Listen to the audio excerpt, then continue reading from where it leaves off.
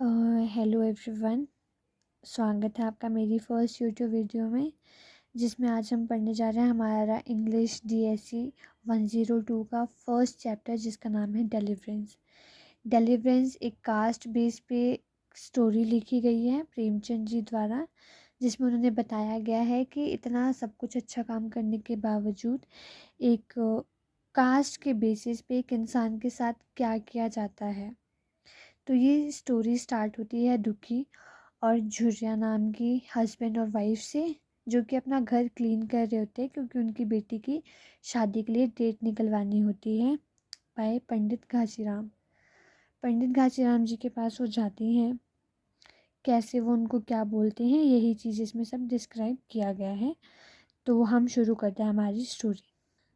अब इसमें दुखी यहाँ पे सफाई कर रहा है, झुर्रिया भी सफाई कर रही है, और उन लोगों के बीच में जो कॉन्वर्सेशन चल रही है वो चीज़ यहाँ पे डिस्क्राइब की गई है कि हम लोग पंडित जी को ले तो आएंगे बट उन्हें बैठाएंगे कहाँ और उनको खाने में क्या देना है। तो दुखी उन झुर्रिया को बताता है कि हमारे जो पड़ोस में गॉन्ड्स की बेटी है झूरी, तुम उसको बुला लेना, वो तुम्हें वो खाना बना देगी, तुम खाने को बिल्कुल भी टच मत करना, वरना पंडित घासीराम उसे खाएंगे नहीं और वो उसे ऐसे ही फेंक देंगे डस्टबिन में। और दुखी उसी टाइम वहाँ से घास का एक गट्ठा जैसा लेके चला जाता है पंडित घासीराम की तरफ, क्योंकि वो अपनी बेटी की शादी के लिए उनसे डेट निकलवाने जा रहा है और वो खाली हाथ नहीं जा सकता। जैसा कि हमें पहले बताया कि वो एक टैनर है, तो वो इतना एफोर्ड नहीं कर सकता कि वो पंडित घासीराम जी को कोई गिफ्ट दे सके। और वो जैसे ही पंडित घासीराम जी के घर के पास पहुंचता है, वो उनकी ब्यूटी को देख के वो एकदम मतलब नतमस्तक हो जाता है, या हम बोल सकते हैं कि वो बिल्कुल खो जाता है उनको देख के। आपको मैं इसके नोट्स, जो इम्पॉर्टेंट चीज़ें हैं उसके नोट्स वीडियो के एंड में प्रोवाइड करूँगी, ताकि आप उसको भी एक बार रीड कर सको, जिससे कि आपको ये पूरा चैप्टर थॉरली समझ में आ जाए।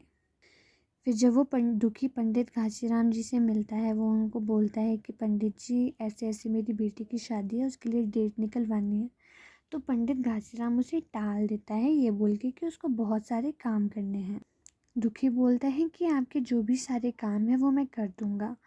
तो पंडित जी बोलता है कि अगर एक आधे काम मुझे तो मैं उन्हें छोड़ भी देता, बहुत सारे काम हैं, जैसे कि सफाई वगैरह करनी है, गाय को चारा डालना है, प्लास्टर करना है, वो गोबर से लीपते नहीं है घर को, वो चीज़ करनी है, और लकड़ी भी काटनी है ताकि मैं शाम का खाना बनाने के लिए आग जला सकूं। ये सब चीज़ें पंडित घासीराम दुखी को बताता है। दुखी इन सब चीज़ों के लिए अग्री कर देता है कि मैं आपके सारे काम कर लूँगा, मैं आपके बचे हुए काम आप निपटा लेना, और उसके बाद आप मेरे घर चल के हमारी बेटी की शादी के लिए डेट फिक्स कर देना।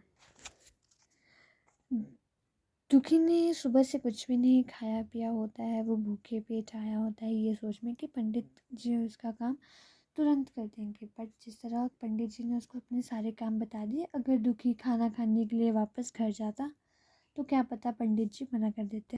दुखी बिना कुछ खाए पिए ऐसे ही सारे काम करने में लग जाता है। जब उसे बीच में भूख लगती है तो वो सोचता है कि खाने के बजाय वो एक टबैको पाइप का वो करे, इनटेक करे, जिससे कि उसकी भूख थोड़ी देर के लिए शांत हो जाएगी। तो वो अपने एक दोस्त के पास है, चिकुड़ी चिकुड़ी है शायद, चिकुड़ी दोस्त के पास जाता है, वो भी गॉन्ड है। तो चिकुड़ी के पास जाके वो एक पाइप लेके आ जाता है टबैको की। चिकुड़ी बोलता है कि रुको, मैं घर से तुम्हारे लिए लाइट लेके भी आता हूँ ताकि तुम इसको पी सको। तो उसने कहा है कि नहीं नहीं, पंडित जी के घर में मुझे लाइट तो मिल ही जाएगी। तो वो ये कह के वहाँ चिकुड़ी के पास से निकल जाता है। बाद में जब दुखी वहाँ पंडित जी की वाइफ से बोलता है कि क्या प्लीज़ आप मुझे थोड़ी सी लाइट दे सकती हैं, light in the sense fire, ताकि वो उसको लाइट अप कर सके। उसके बाद जो उसकी वाइफ होती हैं वो बहुत इन चीज़ों को, मतलब कहते हैं ना कुछ लोग, पहले ज़माने के लोग बिल्कुल नहीं मानते थे, छुआछूत वगैरह सभी लोग इन चीज़ों में बिलीव करते थे। तो वो कहती है कि मैं इसको कुछ नहीं दूँगी। पंडित घासीराम जी के कहने पे वो उनकी वाइफ उसको दुखी को 3-4 कोयले के पीस देती है, वो भी उनको रख के नहीं देती है दुखी को, उन दुखी के फेस पे फेंकती है, जिससे जो दुखी के बाल हैं और हाथ हैं वो थोड़े जल भी जाते हैं। बट दुखी कहता है कि ये सब मेरी किस्मत है, आखिर एक लो कास्ट के साथ और कैसे ही बिहेव करेंगे अपर कास्ट के लोग, ये तो इनकी अच्छी बात है कि इन लोगों ने मुझे फायर दे दी, वरना कोई और होता तो देता भी नहीं। वो ऐसे करके अपना मन बहला लेता है। बाद में वो जला लेता है और उसके बाद वो बाकी काम करने लग जाता है। एंड में एक काम बचता है जो कि था वुड को काटना, जो कि एक बहुत मोटा वुड था। उसको काटना एक मतलब उसने दुखी ने कुछ खाया नहीं होता तो उसके लिए बहुत मुश्किल होता है, बट स्टिल दुखी समहाउ मैनेज। एंड जब लास्ट में वो चीज़ उसको काटनी होती है, वो बहुत बार प्रैक्टिस कर चुका होता है, बट स्टिल वो वुड नहीं कटती है। तो दुखी एंड में अपना पूरा स्ट्रेंथ लगा देता है उस वुड को काटने में। और उसी टाइम पंडित जी वहाँ आ जाते हैं, बोलते हैं कि तुमसे अभी तक ये नहीं हुआ। ये चीज़ सुन के दुखी और एंगर में आ जाता है, और जैसे ही वो फोर्सफुली उस वुड पे हिट करता है एक्स से, तो उसी टाइम जो दुखी की बॉडी है वो फेंट हो जाती है और वो नीचे गिर जाती है, दुखी नीचे गिर जाता है। इसके बाद पंडित जी को लगता है कि शायद वो सो गया है, बट ऐसा नहीं होता है। वो 3-4 बार दुखी को बुलाता है, बोलता है कि चलो तुमने सारा काम कर दिया, अब तुम्हारी बेटी की शादी के लिए डेट फिक्स करने चलते हैं।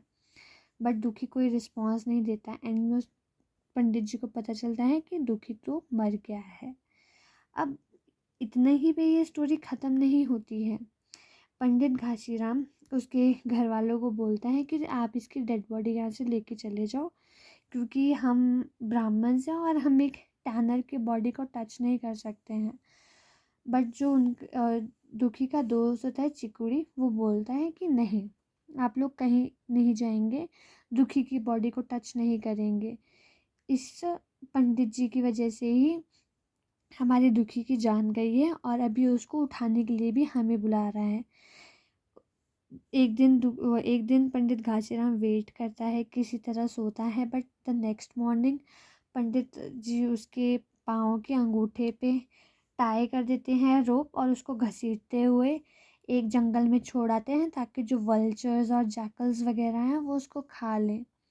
इस तरह से हमें प्रेमचंद जी ये बताना चाहते हैं कि दुखी जैसे इंसान ने पंडित के लिए इतना कुछ किया, बिना खाए पिए उसके सारे काम किए, उसने जो जो बोला उसने वो किया, पर फिर भी एंड में उसको क्या मिला, एक ऐसी मौत जिसमें उसको वल्चर्स, जैकल्स और जंगली जानवर उसको खा रहे हैं। यही एक वो होता है सदगति। सदगति इसका डिलीवरेंस यही नाम इसलिए ही पड़ा है क्योंकि आफ्टर दैट इतना कुछ करने के बाद अगर एक बंदे को एक अच्छी सी मौत भी ना मिले, उसका क्या फ़ायदा। एक सच्ची एक ट्रुथफुल ज़िंदगी जीने के बाद भी उसको ऐसी मौत मिली। यही इस चैप्टर की समरी है। चलिए अब मैं आपके साथ इसके नोट शेयर कर देती हूँ। इसके नोट कुछ इस तरह है, जिसमें मैंने क्वेश्चंस बना के लिखा है। जैसे फर्स्ट है ऑफरिंग, जो ब्राह्मण को ऑफ़र करी जानी चाहिए, जो दुखी ने बताया था झुर्रिया को। जो क्या बोलते पंडित घासीराम है, वो पहले क्या क्या करता था और कैसे कैसे अपना दिन शुरू करता था। पंडित जी का फिगर कैसा था, जिससे जो दुखी है वो मोहित हो गया था। उसके बाद हम हमारे दो लास्ट क्वेश्चंस में आते हैं कि पंडित जी ने उसको कौन कौन से काम दिए थे करने को, जो कि था क्लीन फ्लोर था, स्वीप करना था, प्लास्टर करना था और वुड कट करना था। और उसके बाद जो इसमें कैरेक्टर्स है, इसमें इतने ही कैरेक्टर्स हैं और तो कोई कैरेक्टर था नहीं। और इसमें जो ये पंडित जी की वाइफ है उसका नाम नहीं बताया गया, but she was also a character. So thank you guys for watching this video till and. I hope आपका पेपर जो है वो अच्छा जाए। All the best for your exam and stay blessed, stay happy.